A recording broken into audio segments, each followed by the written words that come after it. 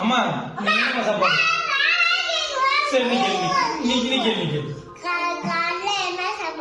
காலையில சாப்பாடு பத்தினா இட்லியும் வேர்க்கடலை சட்னியும்.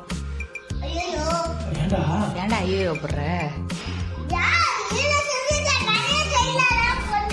நிறைய செய்யலாம்ல. சின்ன குட்டியை நீ பாத்துக்க, நான் நிறைய செய்யறேன்.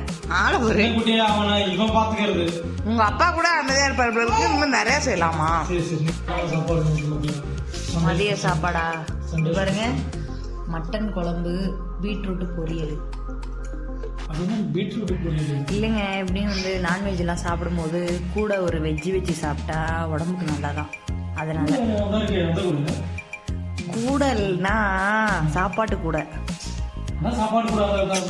அடே என்ன